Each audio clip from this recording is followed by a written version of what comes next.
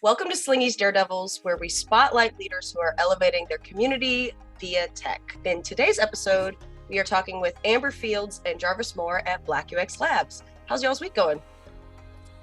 Pretty good, pretty good. Friday, can't complain.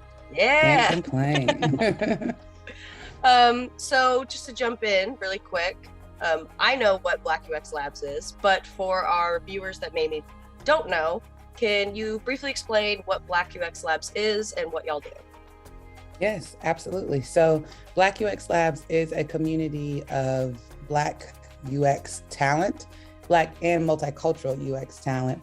And we connect that talent to different hiring managers and decision makers. But what makes us slightly different is that we encourage audacity among both groups, the community and our company partners, to break barriers while building products. So that means we kind of push for diversity and inclusion and other aspects that aren't traditionally known in the design world. To add to that, we just really want to be able to open doors for people who are, underrepresented in these spaces, and be able to help them level up their skills, level up their career, and really just, like you said, encourage audacity and help people achieve the things that they want to achieve within their careers. Yeah, perfect. So that's a good segue to the next question, which is what led y'all to create Black UX Labs, and why is this such a pressing issue about closing that UX diversity gap? Yeah, so I'll take the first leg of this, and Jarvis, please then take the second. Initially, I was tired of being the only Black person in the room, in the tech room. I had a seat at the table, but I tended to feel either isolated, or I was always asked to translate myself in a way that didn't feel natural or authentic. And so I craved community that I didn't have to do that, like in a space that I didn't have to do it. And when I looked for it, I really couldn't find it. So I just decided to create it. And over time, the community grew from literally being like 4 people to over now 1,000 members. Oh, wow. And through building this community, I actually met Jarvis. So Jarvis, I'd like for you to take the second leg part of this, but I ultimately built it because I was kind of tired of feeling like I'm by myself in this design world that claims to be so diverse. And then when you look at the numbers, we're actually only 7% of tech talent is Black. And then of the subset UX in tech, we only make up 3%. So it was time for a change, and I was happy to be the disruptor in that space. Yeah, and to pick up on that, I, got looped into the community, started as a community member, and just realized that, what Amber was trying to do and what I wanted to do personally aligned really well. Just because I had a very unconventional path into tech. I didn't finish school, so I didn't have a degree, didn't go through a boot camp, and it took people who were willing to share their knowledge and information and expertise with me for me to be able to get here. And so I wanted to be able to do that within our community. And so it just felt natural to partner with Amber in this and help this thing get to where it is now. Yeah, that's awesome. Glad the community became it's literally like a FUBU type of thing. It is created by Black UXers for Black UXers. So that's what makes it even more exciting, because the community members get to focus on things they're actually good at or they like to do, and then bring that skill set to building the infrastructure of Black UX Labs. So a lot of us tend to be in roles too that we aren't necessarily, that don't meet all, which I guess that's, for everybody, but we tend to be in roles that don't always highlight our superpowers. Yeah. And so Black UX is a space where people can actually, Jarvis is all things design and design systems, and he actually gets to focus on that while working with Black UX. And so that just brings out his superpower, while for me, moderating and facilitating are my superpowers, and I get to do that. So things that we don't always necessarily get to do on our day-to-day jobs, on our daily jobs, we definitely bring to the Black UX table. Oh, that's awesome. Yeah, I love the superpower thing. That's really, it's a good way to think about it. But it is a superpower. Yeah. It's like the one thing you don't have to think too hard about. It comes natural to you.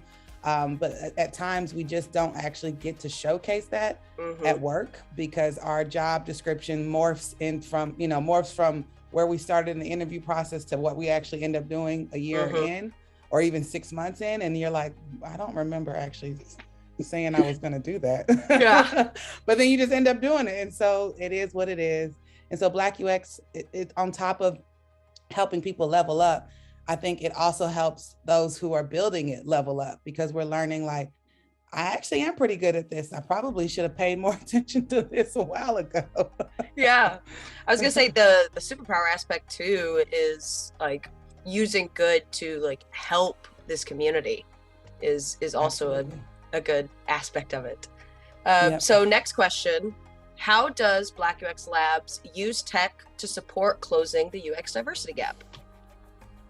Yeah, so as of right now, we use tech by being tech employees. So again, our superpowers, we use our individual superpowers to find gaps that can be filled within the hiring process, and even the onboarding inclusion aspect of diversity inclusion. So when I say that we are still looking for ways to automate our process, because we're still in those early stages, but the way in which we do it now is that we use the tech skill sets that we have now as individuals to see where we can close the gap on any confusion in the hiring process, meaning like right now I'll use for an example, we were told that somebody was looking to hire to diversify their employment culture, which we were like, yay, Woo! Start with us. That's what we want to hear. That's what we want to hear. And then they went on to say, well, I only hire designers with master's degrees, but I'm not able to pay a certain level of salary, like a certain salary. So for us, that's a red flag, because those are two, that's like Biggie Smalls in a sense. That's a oxymoron in the world of design.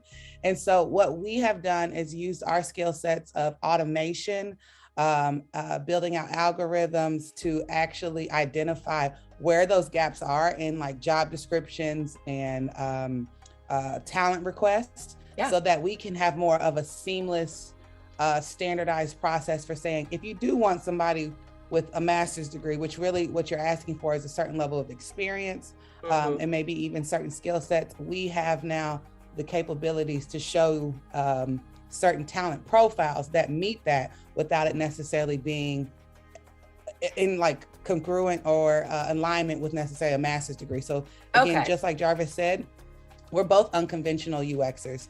We didn't take this path of Ivy League schools and get to the top, companies. We literally hustled our way to the top companies. And because of that, we know, there's a space for us.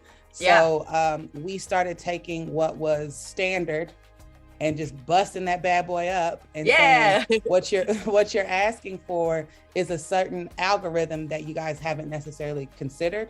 And we're building that out for companies who are looking for talent. We're actually pushing back and saying, so is your master's degree really just something you all can have a conversation about later on, about who went where, what fraternity and sorority you actually applied to? Or are you really asking for a skill set that could be met by either somebody who is self-taught like Jarvis and I, or maybe even a boot camper who just read a ton of books and learned their way, figured it out. So, that way. Yeah. And I'll let Jarvis add to that, but sorry, that was And I kind of feel like we are tech. Like if you look at the tech that people use, that had to be designed, and we're the people that do that. Absolutely. And so we don't just use tech, we actually create it. And so we're kind of on a different side of, the work that we're trying to do is to influence how tech is even built to start, and not just how it's used today. So we really want to, like, in the long term, push inclusive design, push design that's going to be for everybody, and help change the trajectory of the tech industry. And so perfect. Being the people who make that, like, what better place to start? Yeah. Wow, that was good. I definitely like that one. So as we wrap up here, just for our listeners, if someone is interested in helping y'all close the UX diversity gap or getting involved with Black UX, how can they help? Well, they can find us on our website at findblackux.com, as well as on Instagram. That's probably where we're most active, and just search Find Black UX.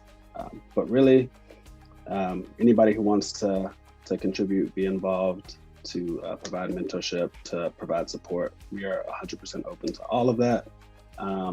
Even if you're an ally, you don't have to be a Black or multicultural person in tech.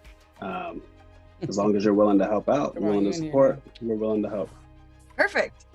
Well, Amber and Jarvis, again, thank you so much for taking the time to talk with myself and Slingy.